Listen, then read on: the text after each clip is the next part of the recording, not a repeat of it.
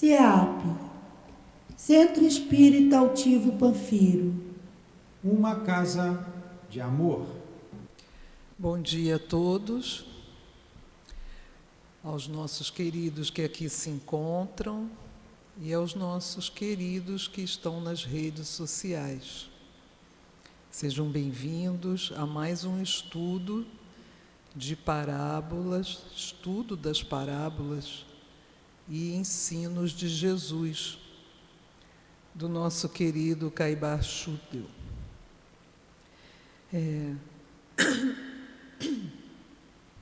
Me desculpem. Quero lembrar sempre aos nossos irmãos que nós temos estudos na casa durante toda a semana, inclusive hoje, um domingo. Então, quem estiver interessado em aprender sobre a doutrina, nós temos diversos estudos durante a semana. Vários horários, pela manhã, à tarde, à noite. Então, deem uma olhada no site da nossa casa e vocês vão encontrar tudo discriminado direitinho, os horários, os cursos, e para atender a necessidade de todos. Aqueles que ainda não tiveram contato com a doutrina espírita, mas têm interesse em aprender, mas ainda desconhecem, na terça-feira, por volta das 19h, se eu não me engano, tem um curso que é um estudo muito bom, que é sobre o Espiritismo. O que é o Espiritismo? E lá, quem tiver muitas dúvidas, ainda não conhecer a doutrina, vai poder tirar todas as suas dúvidas e depois desse curso, desse estudo, depois de passar por esse estudo, pode passar para os outros, o Livro dos Espíritos, o Evangelho, o Livro dos Médiuns, os ensinamentos dos livros de Chico Xavier, Dona Ivone Pereira. Hoje é um dia que nós estudamos as parábolas de Jesus, do livro de Caibar Schuttel, e logo em seguida nós vamos para o estudo do Memórias de um Suicida, de Dona Ivone Pereira, pelo espírito de Camilo Cândido Botelho. São estudos muito interessantes, todos os dois nós aprendemos muitíssimo. Então, quem não tem possibilidade de vir à casa durante a semana por causa do trabalho, aos sábados, nós temos palestra, a reunião pública, tem o trabalho da evangelização, e a pessoa também pode vir às 10h, tem a palestra, e às 17h. E aí você já vai tendo um contato com a nossa doutrina. Hoje nós vamos dar continuidade ao nosso estudo, vamos para outra parábola, e antes eu vou ler um trechinho do Evangelho, fazer a nossa prece para nos sintonizarmos com a espiritualidade, facilitando dessa forma o nosso entendimento. Andrélia, eu estou sem Não precisa? Bom, então.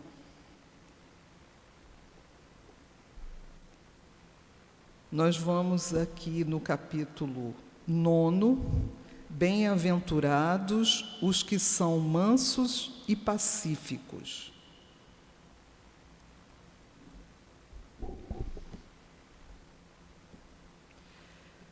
O item é o item número 9, a cólera. O orgulho faz com que a criatura se julgue superior ao que é realmente e não suporte passar por uma comparação que possa rebaixá-la. faz também com que se considere de tal forma acima de seus semelhantes, seja em aptidões, seja em posição social, seja em vantagens pessoais, que o menor paralelo a irrita e fere.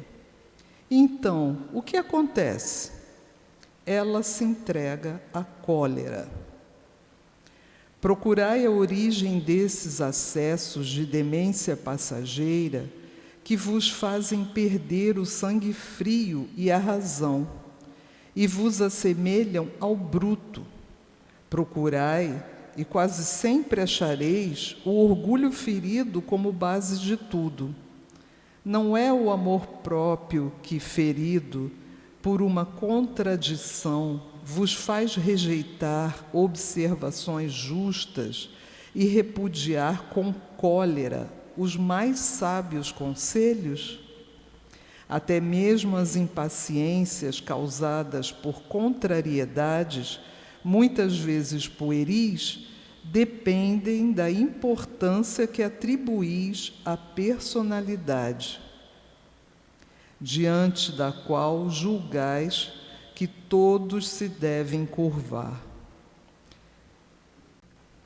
Em suma, a cólera não exclui certas qualidades do coração, mas impede que se pratique muito mais o bem, permitido que se possa fazer muito mais o mal. Isso deve ser suficiente para induzir o homem a empreender esforços para dominá-la. O espírita, aliás, é induzido a isso por outro motivo, o de que a cólera é contrária à caridade e à humildade cristãs. Um espírito protetor, Bordeaux, 1863. Então, esse foi o nosso capítulo. Bem-aventurados os que são mansos e pacíficos. Elevemos nossos pensamentos ao nosso amado Mestre Jesus, ao nosso Pai Celestial. Vamos, através do pensamento, buscar a sintonia com os nossos queridos irmãos trabalhadores desta casa, nosso dirigente espiritual, seu altivo Panfiro, e a todos esses espíritos que sustentam com muito amor esta casa. Pedimos licença, Senhor Jesus, para dar início ao estudo da manhã de hoje. Graças a Deus.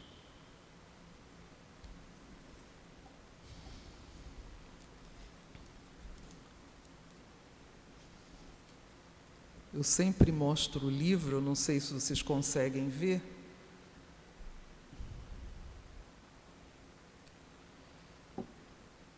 Esse é o livro que nós estamos estudando. Eu estou agora na página 132, Parábola do servo vigilante.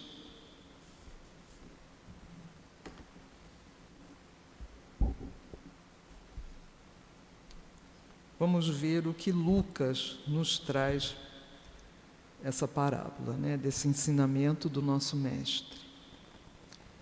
Estejam cingidas as vossas cintas e acesas as vossas candeias.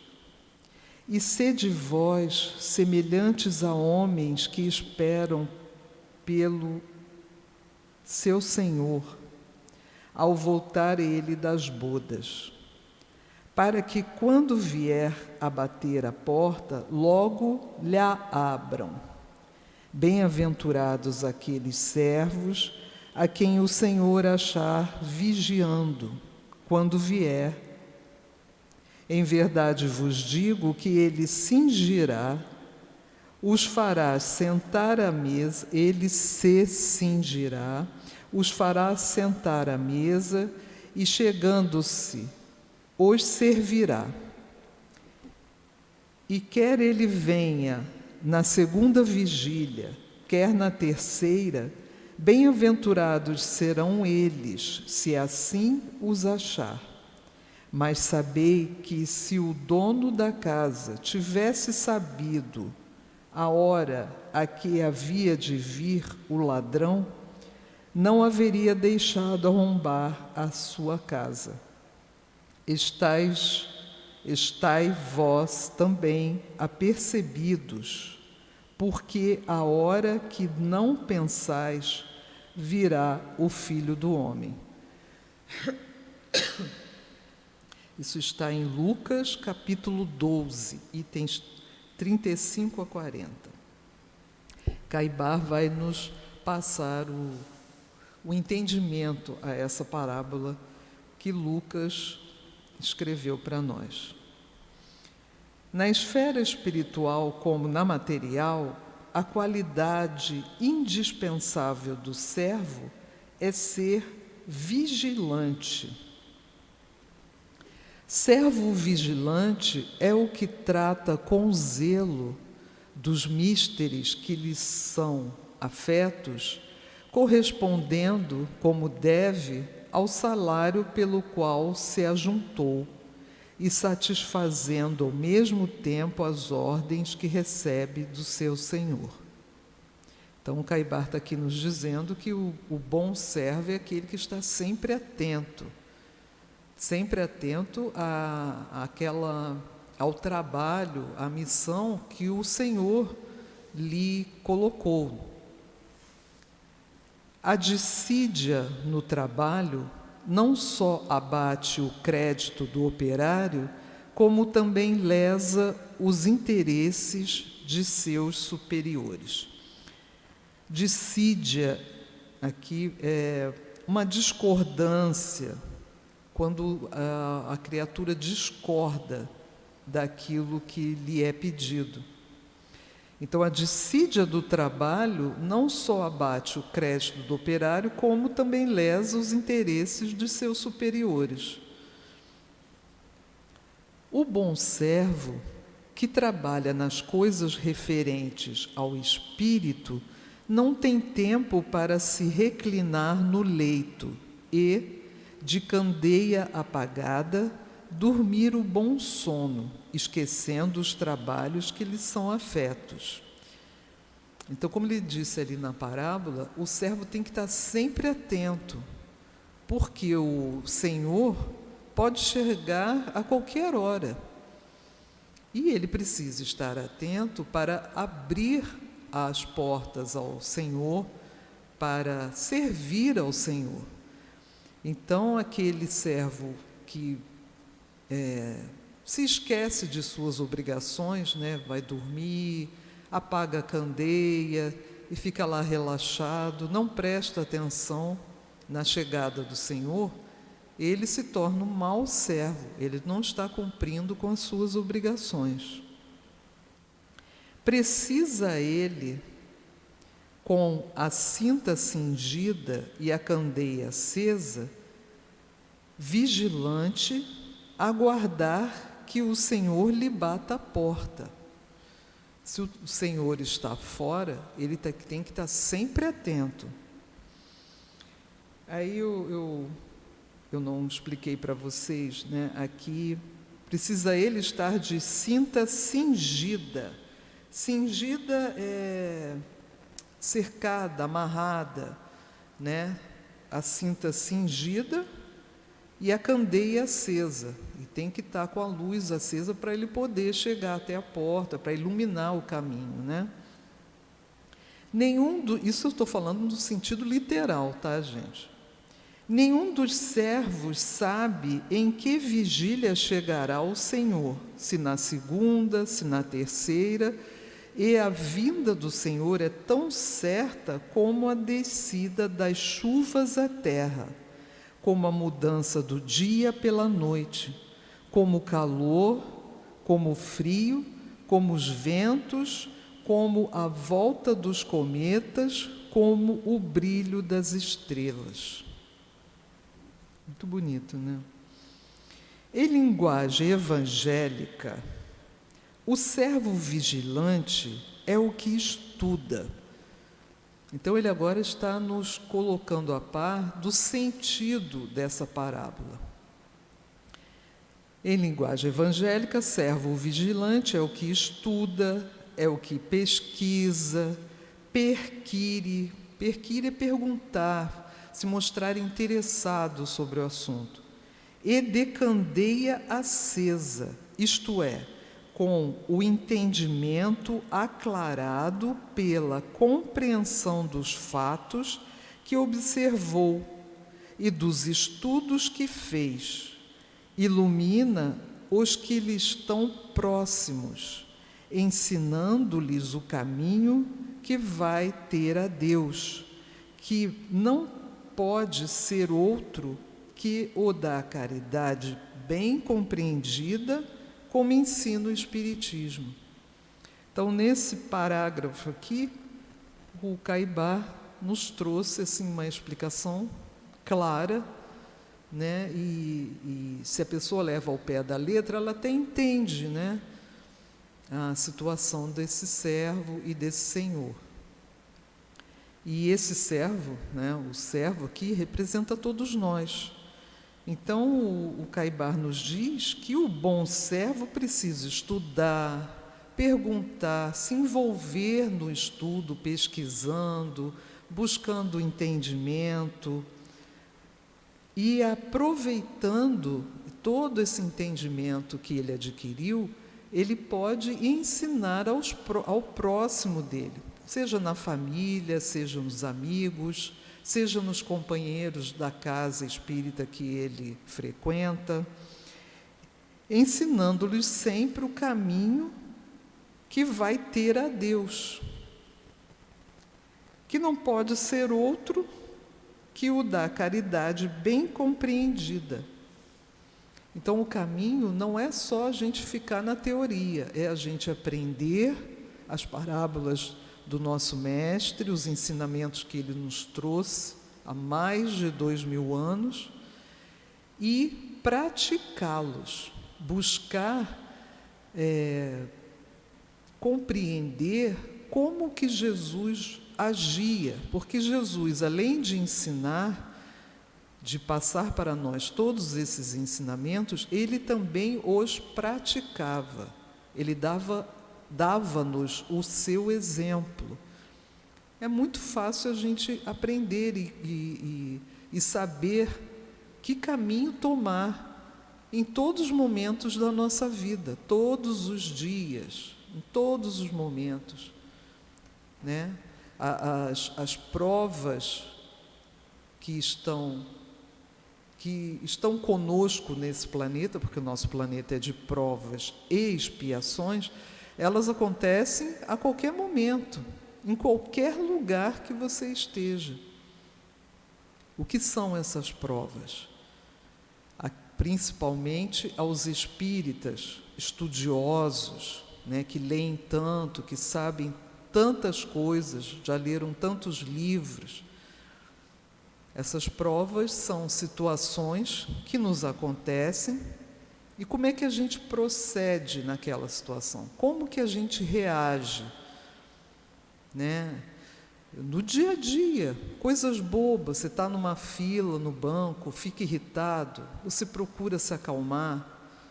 Quando tem um irmão que fica muito próximo a você e você se irrita, quando a pessoa te para na via pública para te perguntar alguma coisa e você também quer passar direto, esquece de dar bom dia aos seus irmãos no caminho que você faz. Então, isso são coisas pequenas, né? Vamos pensar também na situação de trânsito no Rio de Janeiro, que é muito boa, né? Muito boa para provar o nosso aprendizado, provar se já conseguimos alcançar alguma caridade aos nossos irmãos, né? É bem difícil, gente, não é fácil. O trânsito, ele nos traz estresse, angústia, a gente está atrasado para o nosso horário, aí vem uma pessoa, encosta no seu carro, te dá uma fechada. O impulso imediato, todos sabem qual é, mas devemos sempre lembrar que nós temos que agir como o servo bom, aquele que presta atenção naquilo que lhe foi ensinado, naquilo que o seu Senhor espera dele, a boa conduta. Vamos treinando, né?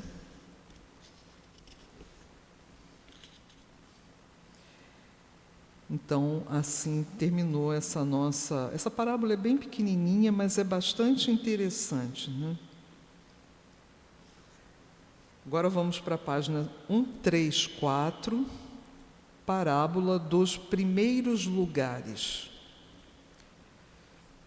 Também é de Lucas, esse apontamento, né? Esse ensinamento que ele trouxe de Jesus e escreveu a respeito para nós continuarmos estudando sempre. Então ela começa assim, Lucas nos fala aqui, que ao notar como os convidados escolhiam os primeiros lugares, propôs-lhe esta parábola. Então Jesus estava numa festa, provavelmente numa reunião, e começou a observar como é que as pessoas escolhiam os primeiros lugares, que em toda festa é assim, toda reunião, né, onde tem um agrupamento de pessoas, alguns buscam ficar bem na frente, próximos ao anfitrião, né? E Jesus, então, propôs-lhes esta parábola. Ele estava lá com seus apóstolos, seus discípulos, e ele começou essa parábola. Quando fores por alguém convidado para um casamento, não te sentes no primeiro lugar, para não suceder que seja por ele convidada uma pessoa mais considerada do que tu. E, vindo o que te convidou a ti e a ele, te diga: dá o lugar a este, e então irás envergonhado ocupar o último lugar. Então a pessoa chega, né, e você foi convidado e você não quer nem saber, vai lá e senta lá na frente. A gente sempre sabe que em todas essas reuniões existem pessoas mais importantes ao anfitrião, né? Então a gente tem que observar sempre isso. Se nós não estamos tão próximos a eles, não somos tão importantes, fiquemos nos últimos lugares, né? E aí o anfitrião foi lá e disse: dê esse lugar a esse meu amigo aqui, você se senta em outro. A pessoa vai morrer de vergonha, né? Fica chateado, porque estava lá na frente. Você pode, por favor? Até com toda a educação, a pessoa fica envergonhada, né? Envergonhado, ocupar o último lugar. Pelo contrário, quando fores convidado, vai tomar o último lugar, para que quando vier o que te convidou, te diga: amigo, senta-te mais para cima. Então, isto será para ti uma honra diante de todos os demais convivas. Pois todo o que se exalta será humilhado, mas todo o que se humilha será exaltado. Lucas, capítulo 16, itens 7 a 11. Está lá no Novo Testamento. Então a gente já, assim, só de ler a palavra, a gente já entende que a palavra-chave dessa parábola é humildade. Tenhamos humildade em nosso proceder, Vamos ver aqui as explicações do Caibá. É costume dos orgulhosos que querem ostentar grandeza ocupar na sociedade as posições mais distintas, tornarem-se salientes para atrair atenções.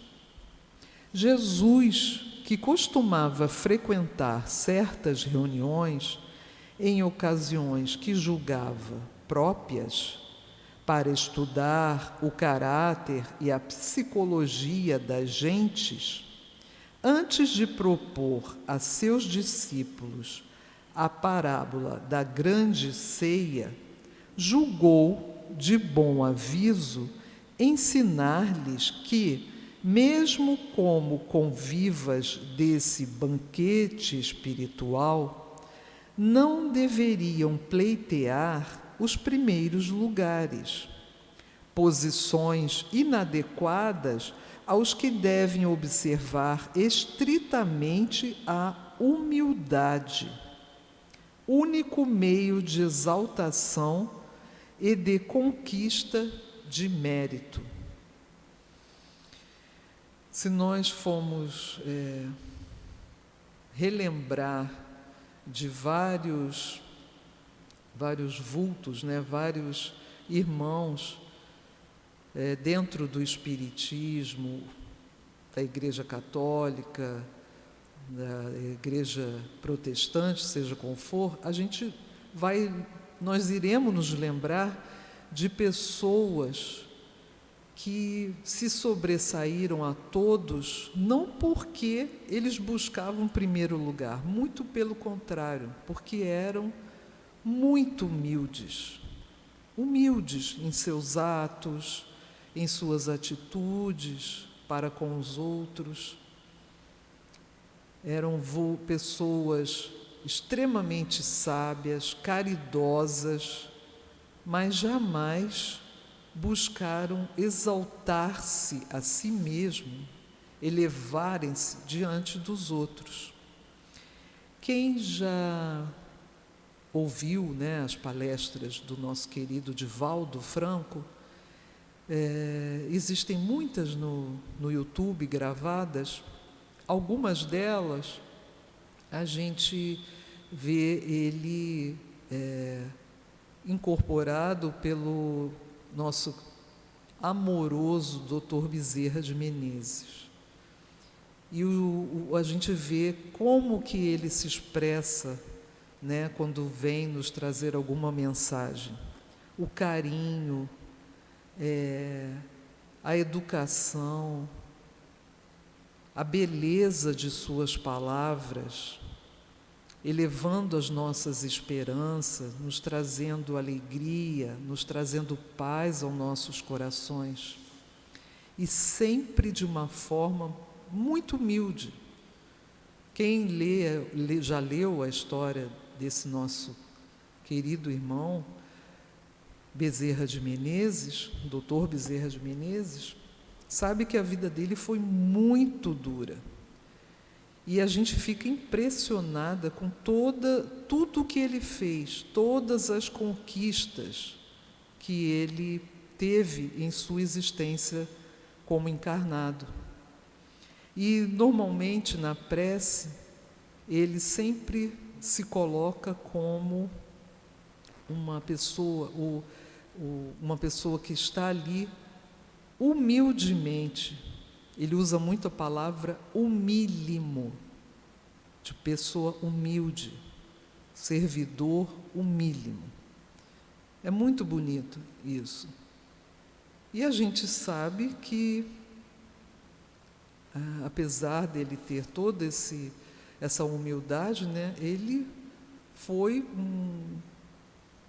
uma pessoa dentro do Espiritismo que trabalhou muitíssimo pela obra espírita, trabalhou muitíssimo como médico, atendendo diversas pessoas com muita dificuldade. Tinha um desprendimento muito grande, utilizando até os seus meios de vida para auxiliar a todos.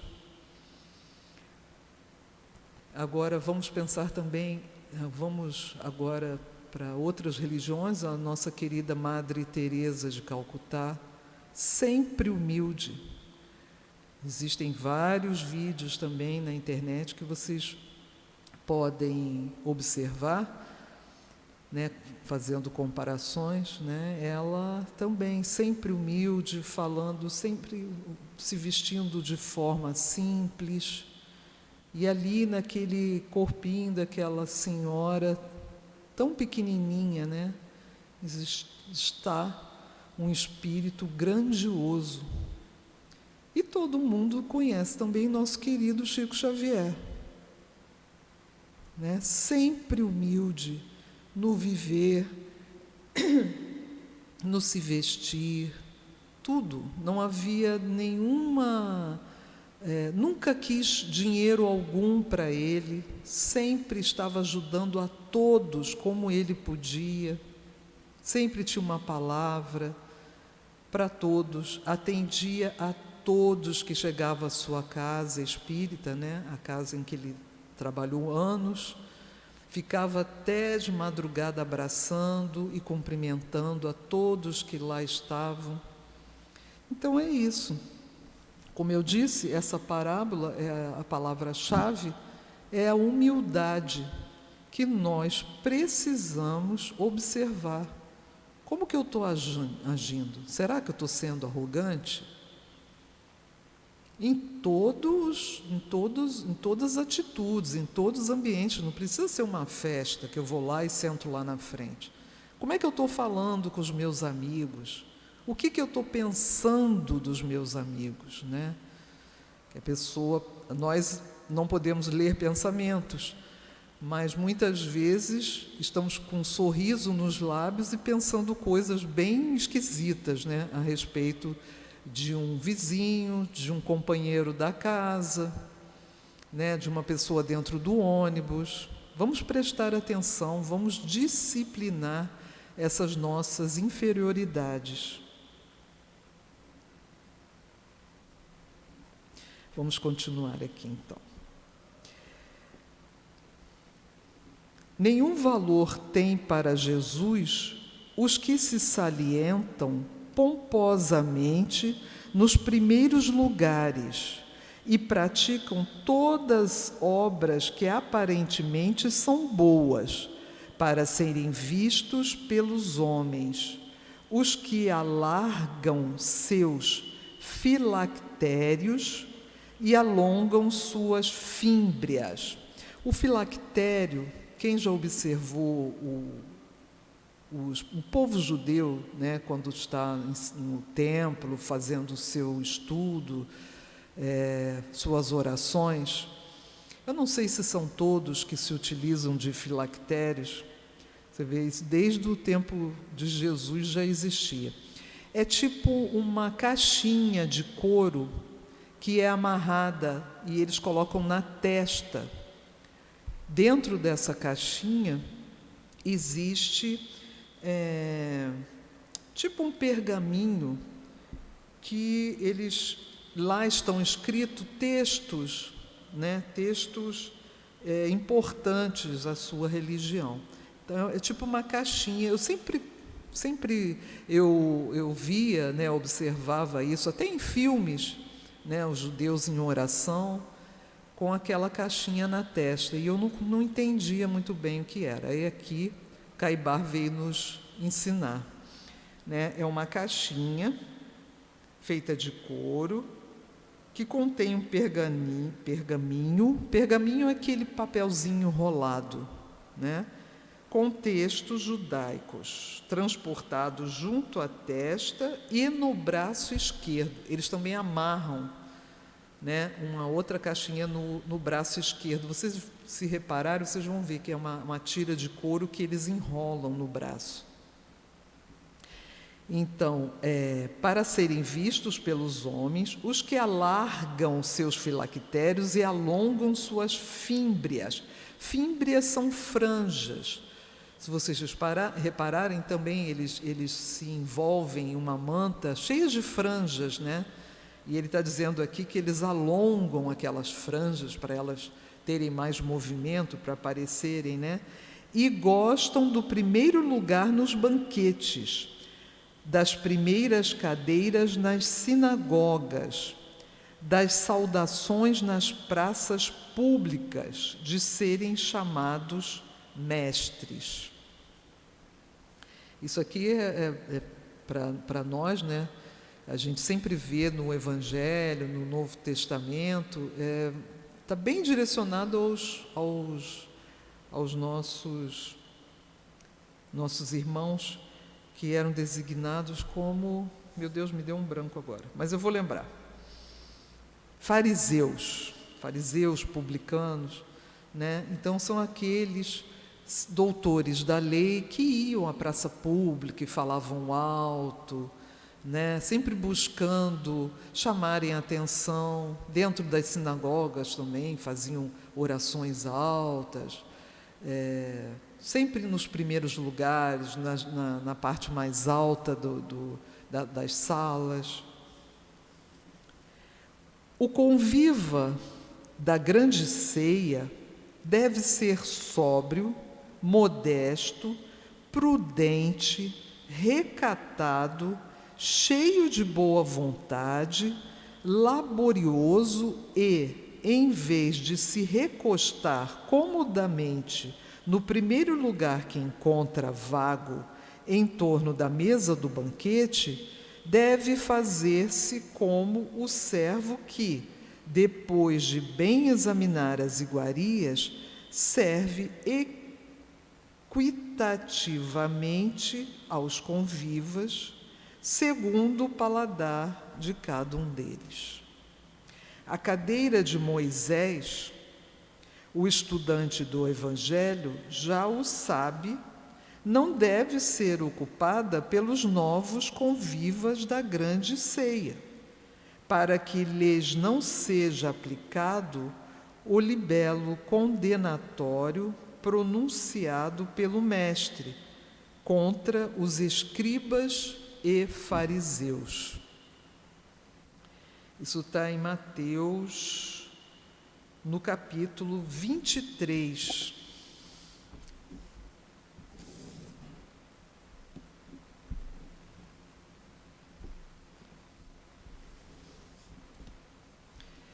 Então, em Mateus, no capítulo 23, aqui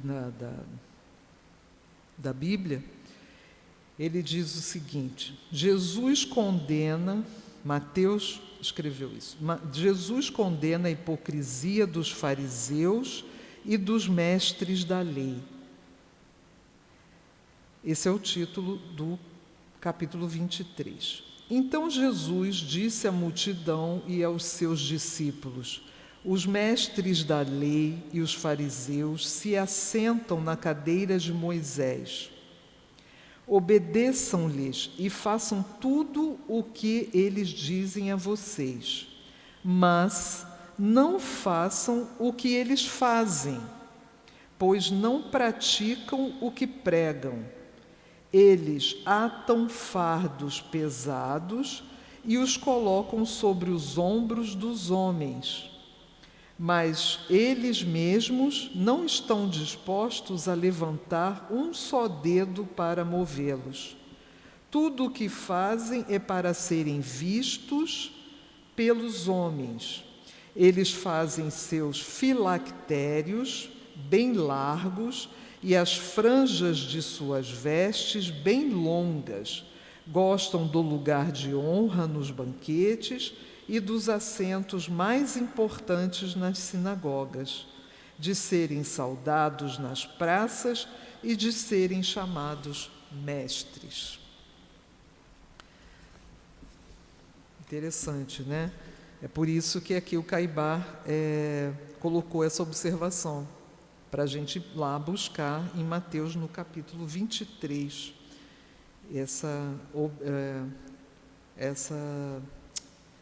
isso que Mateus nos trouxe a respeito visão do mestre em relação aos fariseus, né? E que eles eram extremamente vaidosos.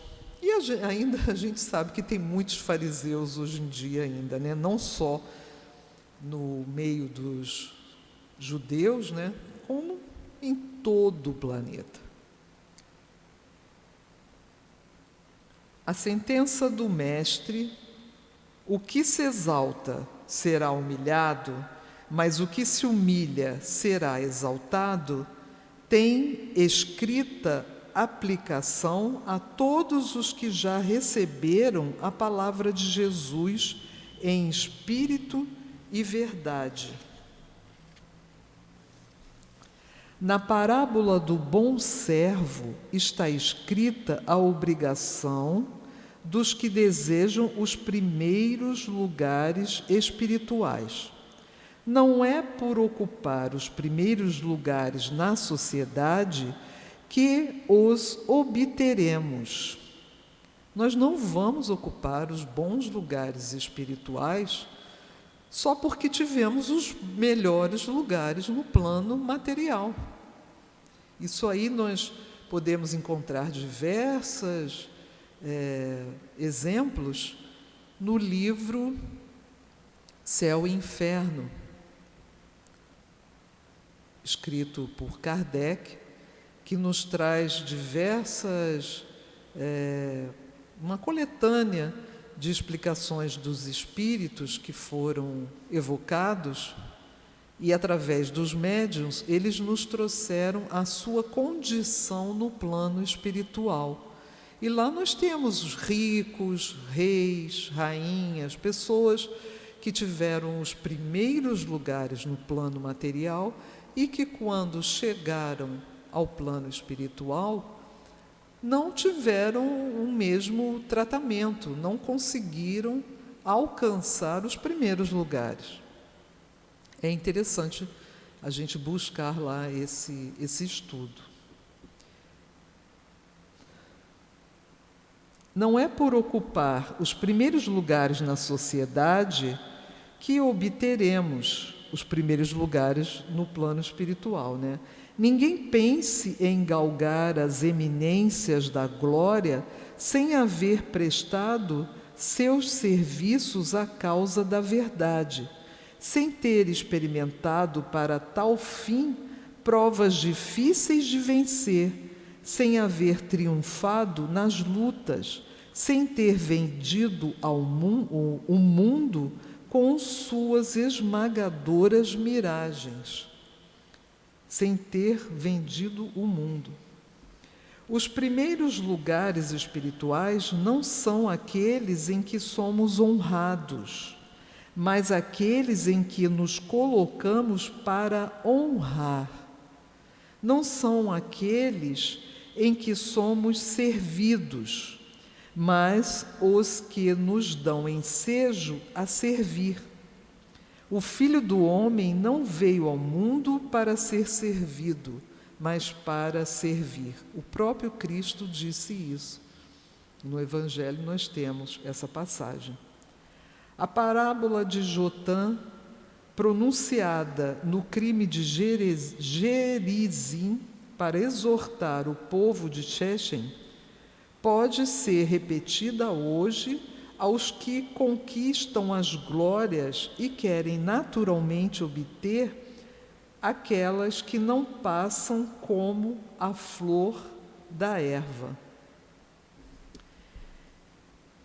Nesse finalzinho aqui, o Caibar nos faz uma referência à parábola de Jotã. Aqui no livro está Jotã com M no final. Na Bíblia a gente acha de outra forma, Jotão, com A-O-Til. E é interessante, quem tiver interesse, dar uma lida. Essa parábola está em Juízes, no capítulo 9, itens 7 a 15.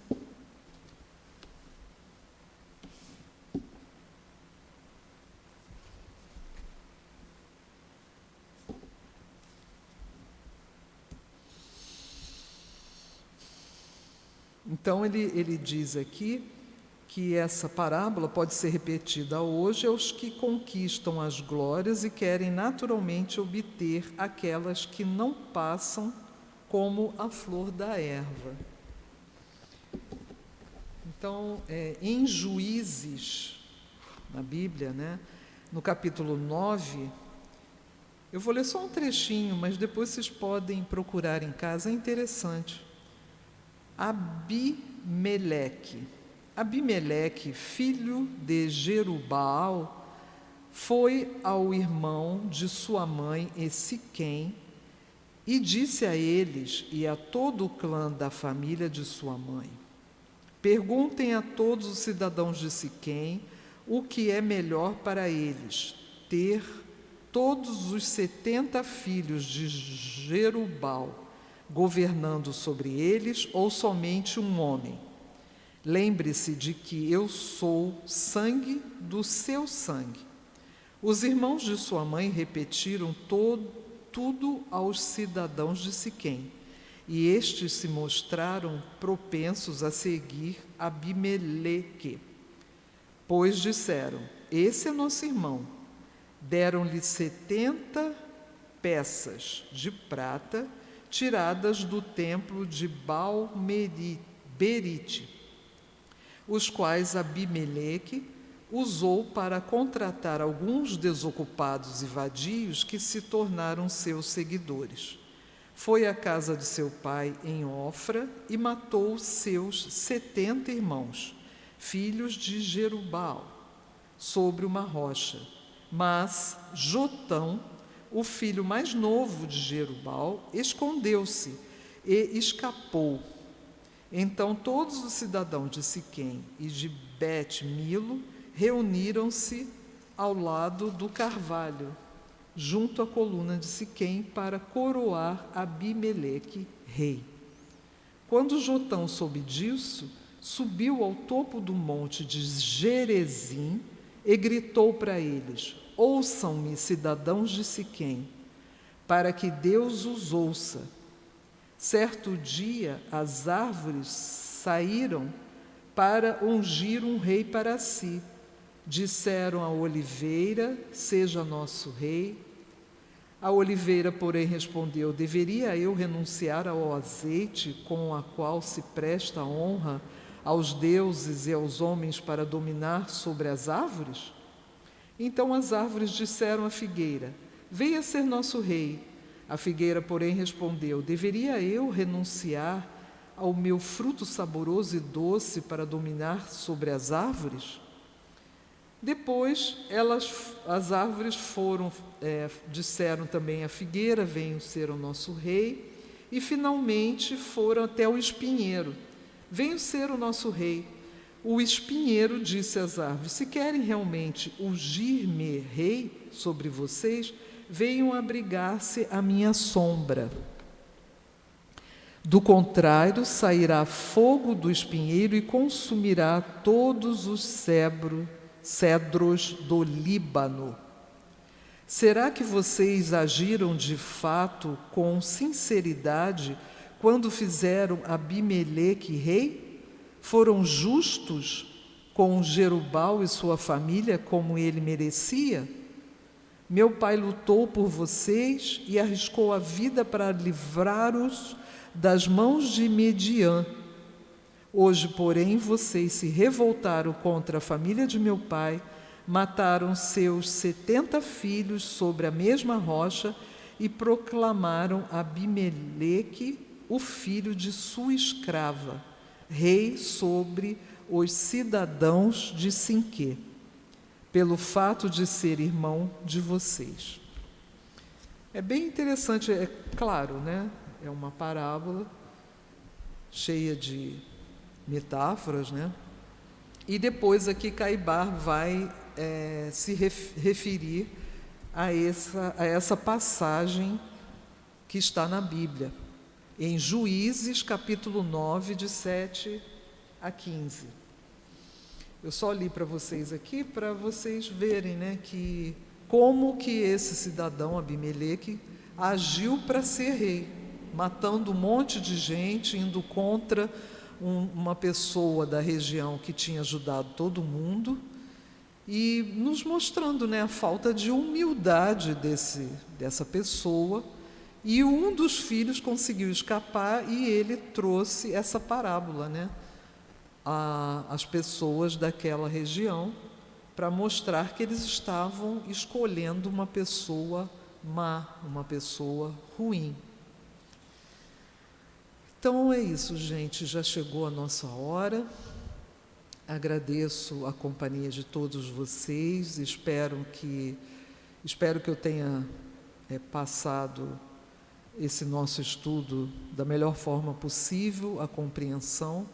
Eu sempre digo que quem quiser fazer perguntas, mesmo vocês que estão nas redes sociais, é só fazer o seu comentário, que aí, se for possível, se eu puder, eu responderei com bastante satisfação. Então, vamos encerrar o nosso estudo da manhã de hoje. Quem quiser continuar conosco, às 9h, nós teremos o estudo do livro Memórias de um Suicida, de Dona Ivone e Camilo, como um espírito, que é muito, muito bom, muito interessante. Traz muitos ensinamentos para todos nós. Então, vamos elevar nosso pensamento a Jesus com muita alegria, a espiritualidade amiga de nossa casa, a coluna de espíritos amorosos que nos sustentam em todos os nossos estudos e trabalhos aqui realizados.